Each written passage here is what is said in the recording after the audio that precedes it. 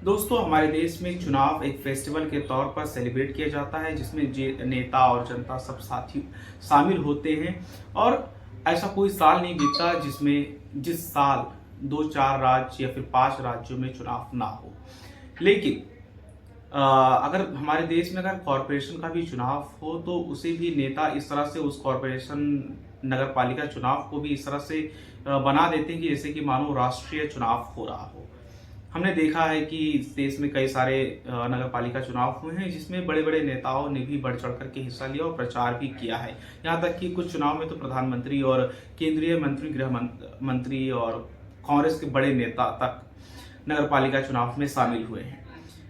और इस समय सबसे ज्यादा अगर किसी राज्य की चर्चा हो रही है तो वो बिहार है। बिहार की इस समय बहुत ज्यादा चर्चा हो रही है क्योंकि चुनाव वहां पर है, विधानसभा के चुनाव हैं, जिसकी वजह से वहां पर भले ही बेरोजगारी सबसे ज्यादा चरम पर हो, महंगाई सबसे ज्यादा, देश में तो महंगाई सबसे ज्यादा है ही है, लेकिन बिहार अगर वहां पर रोजगार को लेकर के भी एक बहुत बड़ा सवाल खड़ा होता रहा है। और तेजस्वी यादव चुनाव के समय रोजगार को एक केंद्रीय मुद्दा बनाना चाहते हैं, लेकिन अपराध के मामले में बिहार आगे रहा है। इन सब चीजों के बावजूद जिस तरह से नेता खींच तान कर रहे हैं और जिस तरह से जनता का ध्यान भटकाने का काम करते हैं उस पर भी कहीं ना कहीं सवाल खड़ा हो रहा है। अब बात की जाए तो जो नेता महागठबंधन हो या फिर एनडीए अलायंस हो, इन दोनों के भीतर जो छोटे छोटे दल मौजूद है उनके भीतर सीटों को लेकर बहुत ज्यादा नाराजगी देखी गई है। एनडीए के भीतर हम और चिराग पासवान की पार्टी या फिर उपेंद्र कुशवाहा, ये तीनों दलों ने ज्यादा सीटें मांग की थी। एनडीए से करीब किसी की मांग थी 30 सीट, किसी की 20, किसी की 21, इस तरह से इन लोगों की मांग थी। हालांकि जब बात बनी तो कम सीटों पर डिमांड पूरा किया जा सका, 6 सीट, और फिर चिराग पासवान की पार्टी को करीब 20 से 21 सीटें मिली हैं। लेकिन यहाँ पर उपेंद्र कुशवाहा का पेच फंस गया।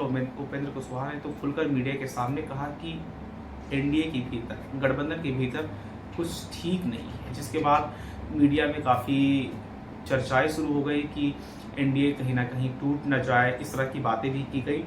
हालांकि उपेंद्र कुशवाहा दिल्ली गए, दिल्ली में अमित शाह से मुलाकात की और अब बताया जा रहा है कि वो मान गए हैं और जिसकी वजह से अब वो जो भी सीट अगर उन्हें मिले उस पर वो मुतमईन हो गए हैं और उसी के तहत वो चुनाव लड़ेंगे।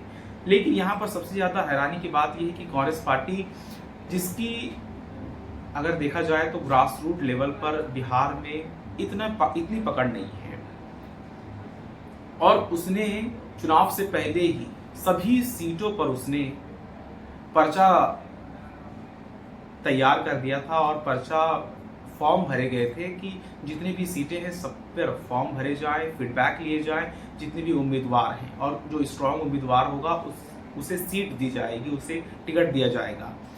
और वही कार्यकर्ता है जो कांग्रेस पार्टी की जो सोच है उस सोच को, उसके प्रचार प्रसार को जनता तक, ग्रास रूट तक, घर घर तक पहुंचाने का काम किया। यहाँ तक कि राहुल गांधी ने जो वोट अधिकार यात्रा बिहार में निकाली थी उसको भी कामयाब करने के लिए इन्हीं कार्यकर्ताओं का हाथ था। और अगर कांग्रेस पार्टी का कोई कार्यक्रम बिहार में होता है तो उसको कामयाब करने में भी इन्हीं नेताओं, इन्हीं कार्यकर्ताओं का पूरा योगदान होता है। लेकिन इन्हें भी उम्मीद थी कि जब चुनाव आएगा तो पार्टी उन्हें मुतमईन करेगी, उन्हें नज़रअंदाज नहीं करेगी और उन्हें टिकट दिया जाएगा, उम्मीदवार बनाया जाएगा, जिसके तहत जितनी भी विधानसभा सीटें हैं बिहार में उन सभी सीटों पर फॉर्म भरे गए और 4000 तक उम्मीदवारों ने फॉर्म भरे। यकीन मानिए, कांग्रेस जैसी पार्टी जिसे 50-60 सीट अगर महागठबंधन दे दे तो अपने आप में बहुत बड़ी बात होगी, जिसकी बहुत ज़्यादा कमज़ोर स्थिति है बिहार में,